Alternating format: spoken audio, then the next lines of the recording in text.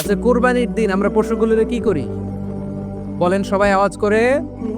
জবাই। জবাই মানে তো এটারে মেরেই ফেলতেছি, একটু পরে তো টুকরো টুকরো করে গোশতগুলো খাবো। এটা তো খাবো, এটা তো মেরেই ফেলবো। বিষ্ণু বলে না, জবের মধ্যেও মুমিনের জবের ভেতরেও ইহসানের পরশ থাকা চা।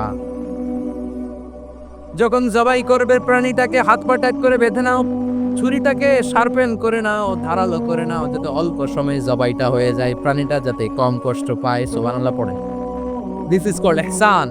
আল্লাহ তাআলা যেমনি আদলের আদেশ করেছেন, ন্যায় বিচার, জাস্টিস এনশিওর করতে বলেছেন, সমাজে ইহসানের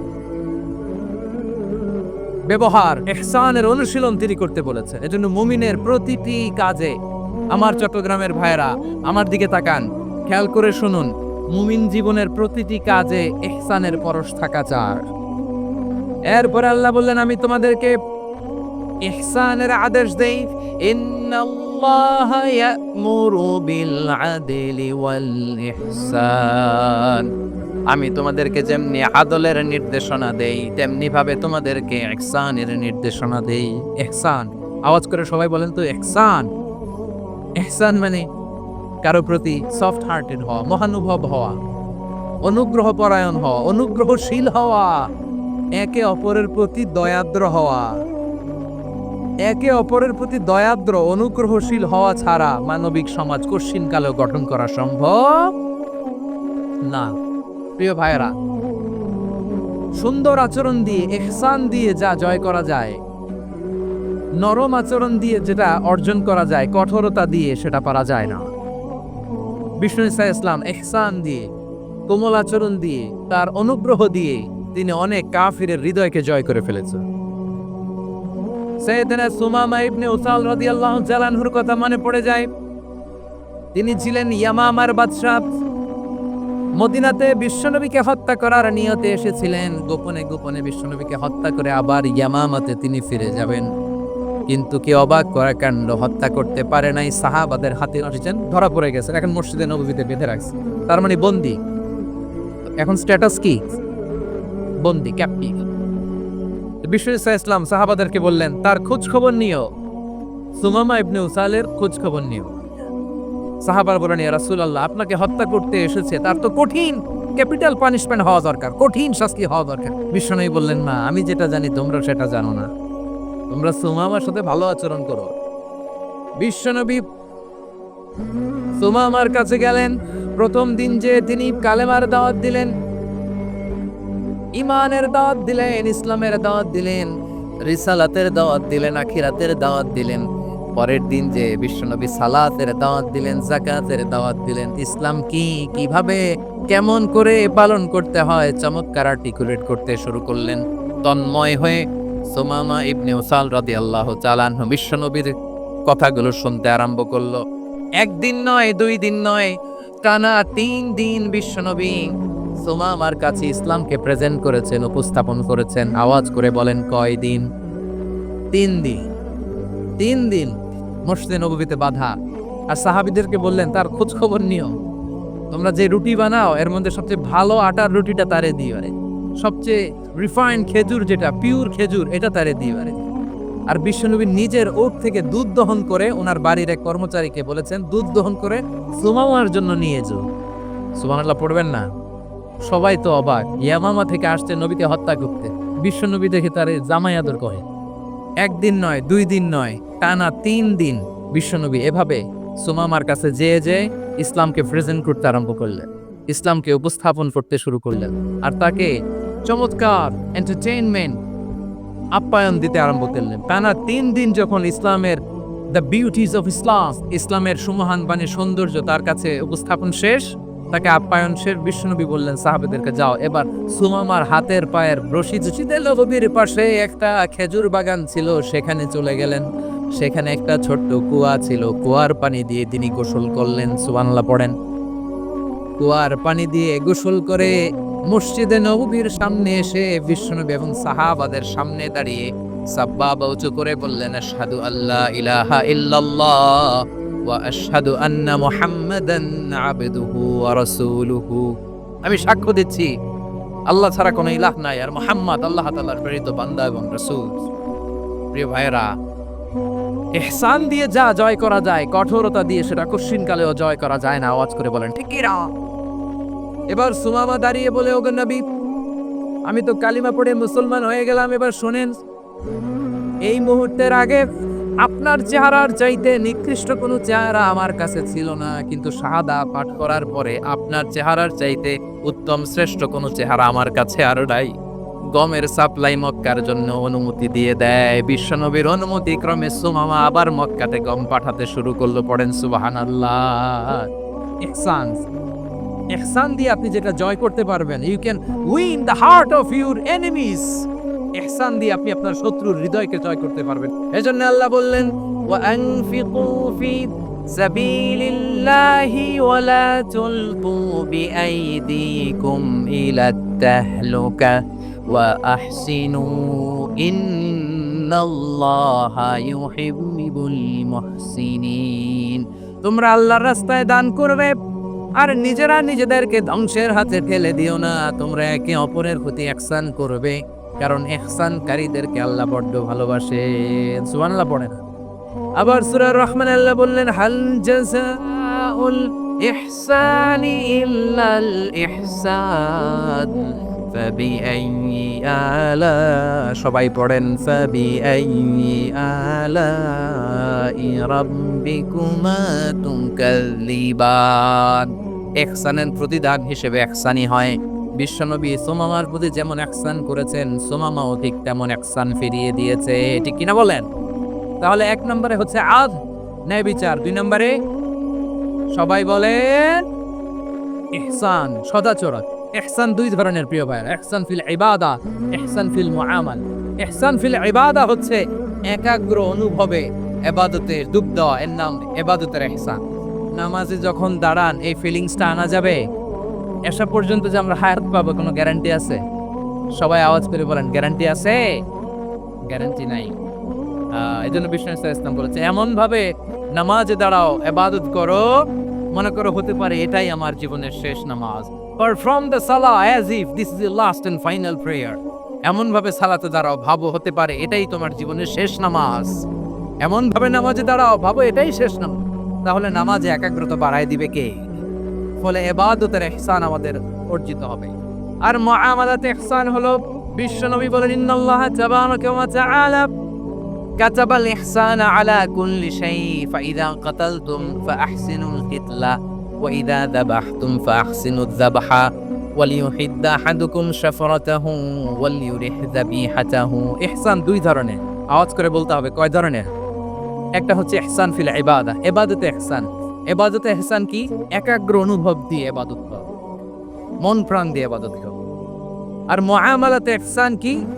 সব কাজে, দৈনন্দিন কাজে, কর্মে, সামাজিক অ্যাক্টিভিটিতে কোমলতা প্রদর্শন করা, অনুগ্রহের সাথে সবকিছু করা। আল্লাহ তাআলা, ইন্নাল্লাহা তাবারাকা ওয়া তাআলা কাতাবাল ইহসানা আলা কুল্লি শাই, তিনি সব কিছুর ব্যাপারে ইহসানকে আবশ্যক করেছেন। সবকিছু, মুমিনের সব কাজে ইহসানের পরশ থাকবে। ওয়া ইযা কাতালতুম ফাহসিনুল কিতলা, বিষ্ণুই বলেন, তুমি যখন কাউকে হত্যা করো ইহসানের সাথে করো। সুবহানাল্লাহ পড়বেন না? যখন হত্যা করো তখনও ইহসান সাথে। আচ্ছা, হত্যা করবো আবার ইহসান আসবে কোথা করে? তো মেরেই ফেলবান। আল্লাহ, ও ভাই একজন খুন করেছে, খুনি, রাষ্ট্রীয় আইনে তার শাস্তি হয়েছে, ডেথ, মেরেই ফেলবে। বিষ্ণুই বলে না, জবের মধ্যেও, মুমিনের জবের ভেতরেও ইহসানের পরশ থাকা চাই। যখন জবাই করবে প্রাণীটাকে হাত পা টাইট করে বেঁধে নাও, ছুরিটাকে শার্পেন করে নাও, ধারালো করে নাও, যাতে অল্প সময়ে জবাইটা হয়ে যায়, প্রাণীটা যাতে কম কষ্ট পায়। সুবহানাল্লাহ পড়ে। দিস ইজ কল্ড ইহসান। আল্লাহ তাআলা যেমনি আদলের আদেশ করেছেন, ন্যায় বিচার, জাস্টিস এনশিওর করতে বলেছেন, সমাজে ইহসানের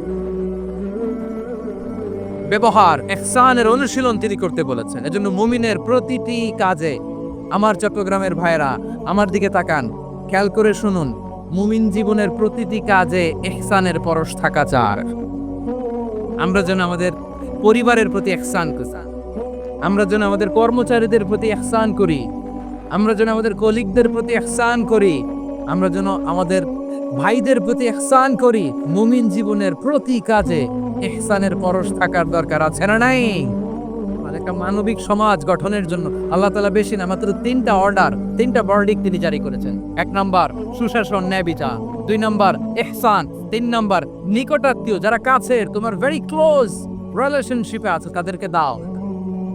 দাও, দিলে বাড়িয়ে দেয় কে? অনেকে দিতে চায় না, কৃপণতা করে। দিলে বাড়ায় দেয় কে? ও মিয়া, মদিনার মধ্যে সবচাইতে গরিব সাহাবী ছিল বেলাল রাদিয়াল্লাহু তাআলা আনহু। ওনার এন্টায়ার অ্যাসেট, সম্পদের পরিমাণ কতদূর জানেন? একটা লুঙ্গি। বেলাল রাদিয়াল্লাহু তাআলা আনহু, ওনার টোটাল ওয়েলথের এস্টিমেশন হচ্ছে মাত্র একটা লুঙ্গি। একটা লুঙ্গি। টোটাল ওয়েলথ এস্টিমেশন, টোটাল সম্পদের পরিমাণ বেলাল রাদিয়াল্লাহু তাআলা আনহুর কি ছিল? ওই বেলাল রাদিয়াল্লাহু তাআলা আনহুকে বিষ্ণু ইসলাম বলেছেন, আনফিক ইয়া বেলাল, ও বেলাল তুমিও দাও। ওয়ালা তাখশা মিন যিল আরশি ইখলালা, আরশের অধিপতির তো কোনো ঘাটতি নাই, তুমি দিলে ওই আল্লাহ তোমারে বাড়ায়া দিবে। এজন্য আমার প্রিয় ভাইয়েরা, দিলে কমে না, দিলে বাড়ে। অনেকে ধরে রাখে, আপনি অন্যের অধিকার নষ্ট করেছেন, তাদের রাইটস কে ভায়োলেট করেছেন। এজন্য আল্লাহ তাআলা বলেন, কারো অধিকার যদি কেউ নষ্ট করে, ওই সমাজটা মানবিক সমাজ কঠিনকালেও হতে পারে না। এজন্য 3 নম্বর আল্লাহ বললেন, ওয়া ইতা ইদিল কুরবা, নিকটাত্মীয়দেরকে দাও। কি দিবা? তাদের অধিকার দিয়ে দাও। বোনের অধিকার বুঝিয়ে দাও, মেয়ের অধিকার বুঝিয়ে দাও, ফুফুর অধিকার বুঝিয়ে দাও। দেখবেন অনেক মায়েরা ছেলের পাতে মুরগির রান দেয়, মেয়ের পাতে দেয় মুরগির ঠ্যাং। তো মেয়ের কি মুরগির রান খেতে মনে যায় না? মনে যায় না? এমনটা করা যাবে না। নিকটাত্মীয়দেরকে অধিকার দিয়ে দাও, নিকটাত্মীয়ের সাথে সুসম্পর্ক রাখো। আদেশটা কার? এজন্য প্রিয় ভাইয়েরা, জীবনে যদি বারাকা অর্জন করতে চান, নিকটাত্মীয়দের সাথে সুসম্পর্ক রাখতে হবে, তাদের জন্য উপহার পাঠাতে হবে। বিশ্বনবী বলেন, লা ইয়াদখুল জান্নাতা কাতে, যে ব্যক্তি আত্মীয়তার সম্পর্ককে ছিন্ন করে দেয়, সে কঠিনকালেও আল্লাহর জান্নাতে ঢুকবে না। আপনি কি এটারে সহজ হাদিস মনে করছেন? এটা সহজ কথা? আপনি ভাবছেন আপনার নামাজ আপনারে বাঁচাতে পারবে, আপনার রোজা বাঁচাতে পারবে, আপনার তাহাজ্জুদ আপনারে বাঁচাতে পারবে? অধিকার নষ্ট করলে কিছুই আপনারে বাঁচাতে পারবে। এজন্য নিকট আত্মীয়দেরকে দিতে হবে বেশি বেশি। বিশ্বনবী বলেন, ইন্না সাদাকাতা আলাল মিসকিনি সাদাকা ওয়া আলা যির রাহিমি ইসনাতান সাদাকাতুন ওয়া সিলা। তাহলে নিকট আত্মীয়দের সাথে সুসম্পর্ক রাখবেন, পারবেন? তাহলে সমাজটারে মানবিক সমাজ বানায় দিবে কে? 3টা আদেশ চলে গেল। 1 নম্বরে কি ছিল? 2 নম্বরে, 3 নম্বরে নিকটাত্মীয়দেরকে দান। আল্লাহ তাআলা 3টা জিনিসের যেমনি আদেশ করেছেন, অনুরূপভাবে 3টা বিষয় তিনি বারণ করেছেন, নিষেধ করেছেন। ওগুলোর কাছেও যাওয়া যাবে। রাব্বুল আলামিন বলেন, ওয়ায়ানহা আনিল ফাহশাই ওয়াল মুনকারি ওয়াল বাগি। আমি যেমনি 3টি বিষয়ে আদেশ করলাম, অনুরূপভাবে 3টি বিষয়ে বারণ করলাম, নিষেধ করলাম। আমার 1 নাম্বার নিষেধাজ্ঞা হলো অশ্লীলতার প্রতি। ফাহশা, ওয়ায়ানহা আনিল ফাহশা, আল্লাহ তাআলা অশ্লীলতাকে নিষেধ করেছেন। কোন জিনিসকে? সবাই বলুন, কোন জিনিসকে? যত ধরনের, যত টাইপের, যত ক্যাটাগরির অশ্লীলতা হতে পারে, সব অশ্লীলতাকে হারাম করেছেন কে? ফাহশা মানে কি? কথায়, কাজে, আচরণে, কমেন্ট, ফেসবুকের কমেন্টসে যত ধরনের নোংরামো আছে, যত ধরনের অশ্লীলতা আছে, এটাকে আরবিতে বলে ফাহশা। রাব্বুল আলামিন বলেন, কুল ইন্নামা হারামা রাব্বিয়াল ফাওয়াহিশা মা যাহারা মিনহা ওয়া মা বাতান। ও নবী, আপনি বলে দেন, আমার রব প্রকাশ্য, অপ্রকাশ্য, স্পষ্ট কিংবা অস্পষ্ট, দৃশ্যমান কিংবা অদৃশ্যমান সব অশ্লীলতাকে হারাম করেছেন। সব ধরনের অশ্লীলতা হারাম। আল্লাহ তাআলা আমাদেরকে অশ্লীলতা থেকে বাঁচান। এবার বলেন, আমাদের সমাজে অশ্লীলতা আছে না নাই? অশ্লীলতা নানা ভাবে, নানা নামে, নানা মোড়কে আমাদের সমাজে আছে না নাই? সংস্কৃতির নামে, ফ্যাশনের নামে, বিনোদনের নামে, উপন্যাসের নামে, কনসার্টের নামে অশ্লীলতা আছে না নাই? আপনি দেখেছেন কনসার্টগুলোর অবস্থা? আমাদের তরুণ তরুণীরা, আমাদের যুবক যুবতীরা, আমাদের জেনজিরা, কি অবস্থা ওইখানে? কনসার্টের নামে অশ্লীলতা আছে না নাই? ছেলে মেয়ে একে অপরকে জড়ায় ধরতেছে, একে অপরকে চুমু খাচ্ছে প্রকাশ্যে দিবালোকে গণমানুষের সামনেই। আল্লাহ তাআলা এই অশ্লীলতা থেকে আমাদেরকে বেঁচে থাকতে বলেছেন। রূপালী জগতের নামে অশ্লীলতা আছে না নাই? এই টার্মটা আপনারা জানেন না? রূপালী জগৎ কি জগৎ? আসলে কি রূপালী জগৎ না অন্ধকার জগৎ? আমার বোনেরা, আপনাদেরকে যে কি বলে তারা বুঝায়, রূপালী জগৎ শুনেই আপনি বরকে যাবেন না। রূপালী জগতে যে নারী যত বেশি উলঙ্গ সে নাকি তত বেশি সাহসী।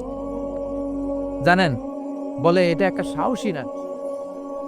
ওরা আপনাদেরকে ওদের ভোগের লিপসার টুলস বানাতে চায়।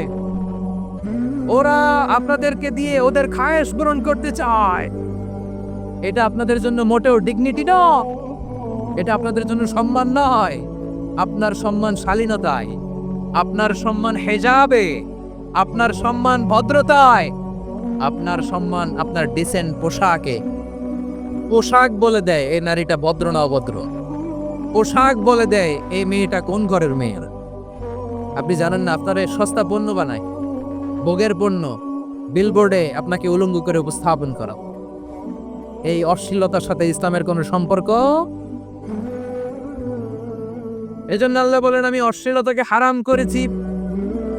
অশ্লীলতাকে হারাম করার প্রথম কারণ হলো এর মাধ্যমে মানবতাকে অপমানিত করা হয়। কারণ মানুষের সম্মান মানুষের পোশাকে। মানুষ যখন পোশাকহীন হয়ে যায়, বস্ত্রহীন হয়ে যায়, তার সম্মান কমে যায়, ঠিক কিনা? অশ্লীলতাকে হারাম করো নবীর যোদ্ধা।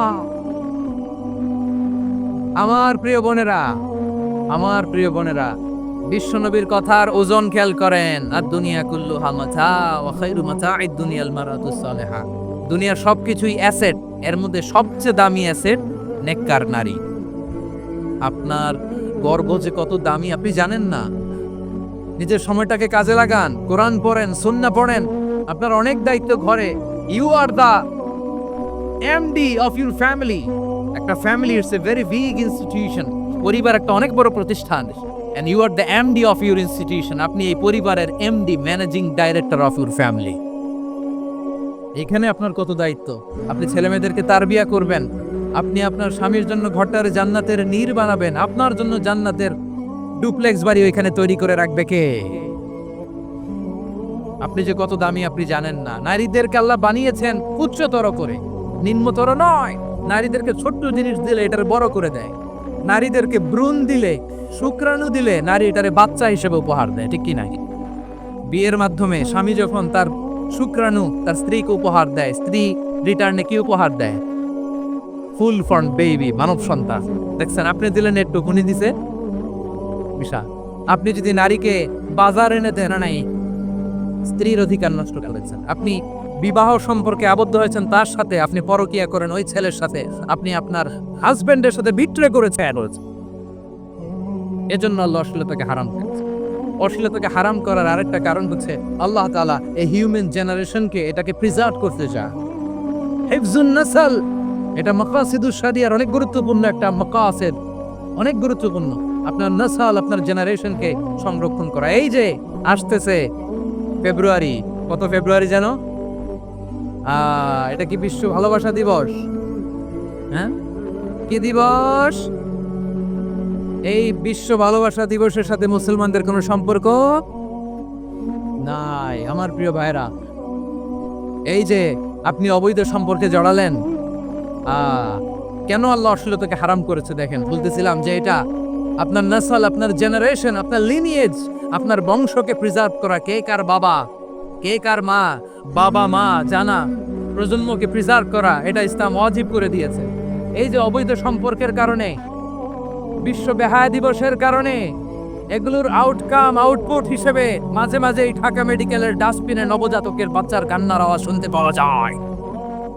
চট্টগ্রাম মেডিকেলের ডাস্টবিনে প্রকাশ্য সব অশ্লীলতাকে হারাম ঘোষণা করে দিয়েছে কে? আবার দুনিয়ার বুকে যারা অশ্লীলতার প্রসার করে তাদের জন্য শাস্তি মজুদ রেখেছে কে?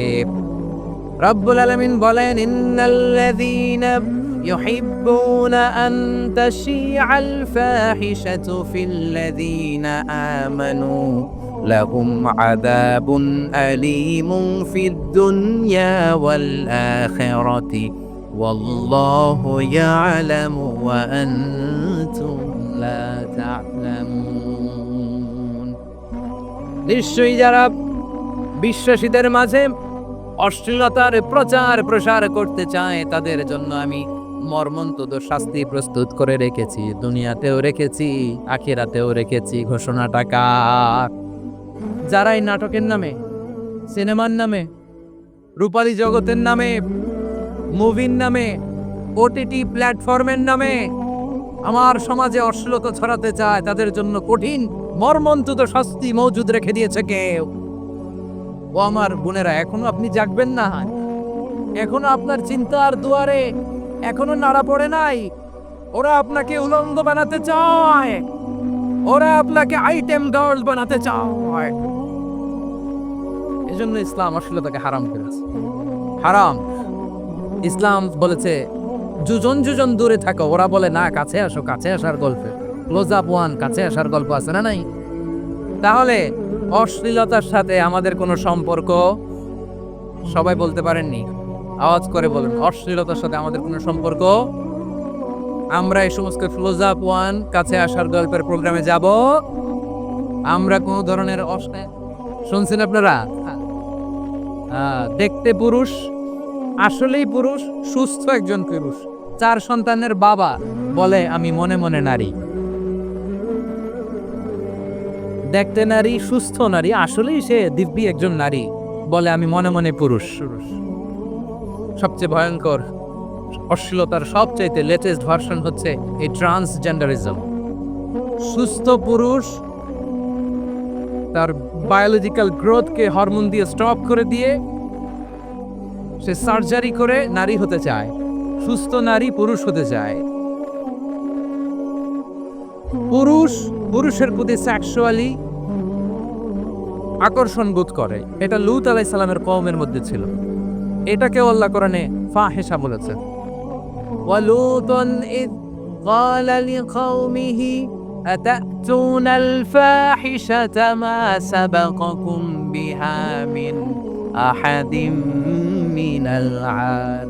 আমরা একটা সময় শুনতাম, হুজুর আমার ছেলেটা খুব ভালো, হাফেজে কোরআন, আল্লাহওয়ালা। হুজুর আমার ছেলে দাড়ি রাখছে, আল্লাহওয়ালা।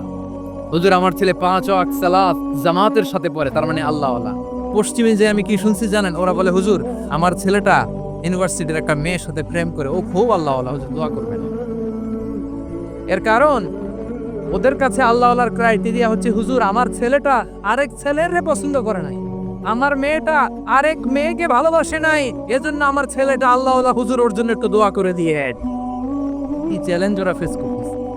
ওনার ছেলে যে আরেক ছেলেরে বিয়ে করবে না, এটাতেই উনি খুশি যে আলহামদুলিল্লাহ আমার ছেলেটা একটা মেয়েরে ভালোবাসে, আমার মেয়েটা একটা ছেলেরে ভালোবাসে, মানে এটা খুব আল্লাহওয়ালা। নাউজুবিল্লাহ পড়তে পারলেন না? এজন্য অশ্লীলতার সাথে আমাদের কোনো সম্পর্ক। রাব্বুল আলামিন বলেন ওয়ায়ানহা আনিল ফাহশাই ওয়াল মুনকারি ওয়াল বাগি। 3টা জিনিসকে আমি নিষিদ্ধ করলাম। 1 নাম্বার হলো ফাহশা, অশ্লীলতা। 2 নম্বরে হলো মুনকার, সমস্ত মন্দ কাজ।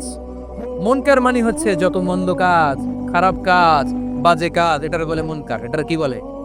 আপনারা পড়ছেন না, তা'মুরুনা বিল মা'রুফি ওয়া তানহাউনা আনিল মুনকার। সৎ কাজের আদেশ, অসৎ কাজে, কারণ শয়তান তোমাদেরকে অশ্লীলতা এবং মন্দ কাজের দিকে উদ্বুদ্ধ করে। আমাদের কাজ হচ্ছে শয়তান আমাদেরকে যেদিকে নিতে চায় আমরা তার উল্টা দিকে যাব। শয়তান এই মন্দ কাজকে আমাদের কাছে বিউটিফাই করে, চাকচিক্যময় করে আমাদের সামনে উপস্থাপন করে। এজন্য আল্লাহ বলেন মুনকারকে থামাতে হবে, মুনকার প্রতিরোধ করতে হবে। মুনকার প্রতিরোধের দায়িত্ব শুধু আমাদের নাকি? শুধু আপনার খতিব সাহেবের, ইমাম সাহেবের, নাকি মুসলিম উম্মার সবার? আওয়াজ করে বলুন, মুনকার অসৎ কাজ প্রতিরোধের দায়িত্ব কার? রাব্বুল আলামিন বলেন কুনতুম খায়রা উম্মাতিন উখরিজাত লিন-নাসি তা'মুরুনা বিল মা'রুফি ওয়া তানহাউনা আনিল মুনকার।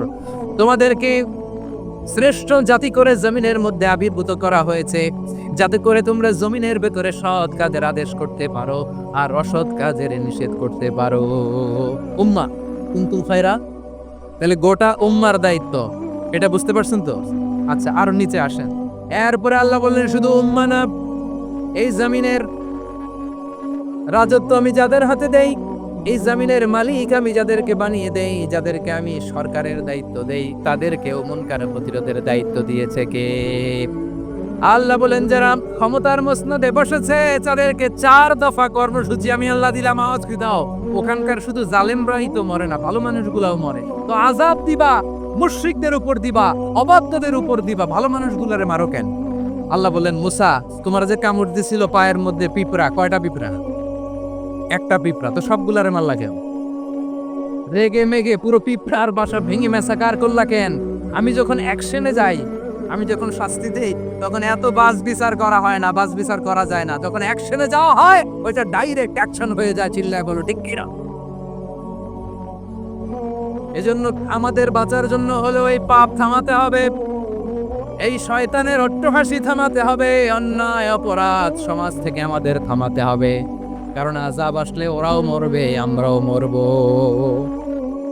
একটা জাহাজ 2 তলা, আপনি আছেন 2য় তলায়। নিচের তলার কিছু লোক জাহাজের তলা ছিদ্র করতে আরম্ভ করছে।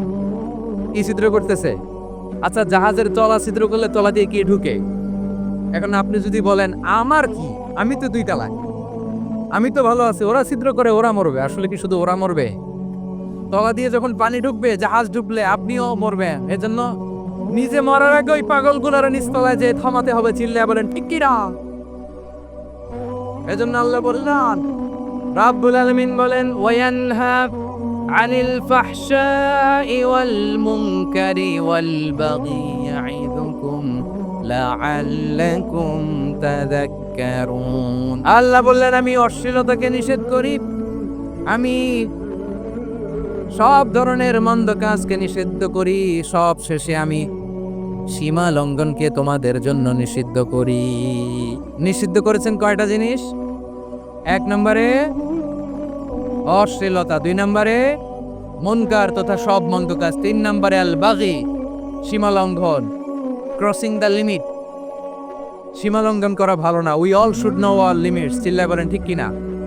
একই আয়াতে আল্লাহ বললেন কুল ইন্নামা حرم ربي الفواحش ما ظهر منها وما بطن والإثم والبغي بغير الحق। অন্যায় ভাবে যে অবাধ্য হয়, যে সীমা লঙ্ঘন করে, তাদেরকেও আমি এটা হারাম করে দিলাম। সীমা লঙ্ঘন করা হারাম। আল্লাহ বারবার বারবার আমাদেরকে যদি আমরা গঠন করতে চাই, আমাদের আল্লাহর দেয়া কয়টা আদেশ মানতে হবে বলেন দেখি? আর বেঁচে থাকতে হবে কয়টা জিনিস থেকে? আল্লাহর আদেশ কি? 1 নম্বর আদাল, ন্যায় পরায়ণতা। আমরা সুবিচার, সুশাসন, ন্যায় বিচার চাই কি চাই না? 2 নম্বরে কি ছিল? মাশাআল্লাহ, আমরা যেন সবার প্রতি দয়া পরবশ হই, ইহসান করি। 3 নম্বরে কি ছিল? নিকট আত্মীয়দের দান করা, তাদের অধিকার প্রাপ্য বুঝিয়ে দেওয়া। পাশাপাশি 3টা জিনিস থেকে আল্লাহ বারণ করেছেন, নিষেধ করেছেন। তার প্রথমটা ফাহশা, অশ্লীলতা। অশ্লীলতার সাথে আমাদের কোনো সম্পর্ক। 2 নম্বর নিষেধাজ্ঞা কে নিল? উপদেশ দিলে এটা মুমিনদের কাজে দেয়। লাস্তা আলাইহিম বিমুসাইতির ইন্নামা আনতা মুযাক্কির। নবী হে, আপনি রিমাইন্ডার দাতা, আপনি উপদেশ দিবেন। আমরাও বিশ্বনবীর এই হাদিসগুলো থেকে, কোরআনের আয়াত থেকে রিমাইন্ডার, এই কথামালা, বাণী বাহক হিসেবে এই বাণীগুলো আপনাদের সাথে কাছে পৌঁছে দিলাম। আমরা আল্লাহ তাআলার কাছে প্রার্থনা করি, আল্লাহ আমরা যেন আদল দিয়ে আমাদের সমাজকে গঠন করতে পারি। আল্লাহ আমরা যেন ইহসান করতে পারি, আমরা যেন নিকট আত্মীয়দের দান করতে পারি।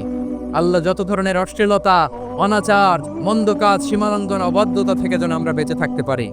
আল্লাহ তাআলা আমাদের সবাইকে কথাগুলো বোঝার ও আমল করার তৌফিক দান করুক। হাযা মা ইনদি ওয়াল ইলমু ইনদাল্লাহ আলাইহি তাওয়াক্কালতু ওয়া ইলাইহি উনীব। সুবহানাকাল্লাহুম্মা ওয়া বিহামদিকা আশহাদু আল্লা ইলাহা ইল্লা আনতা আস্তাগফিরুকা ওয়া আতুবু ইলাইক।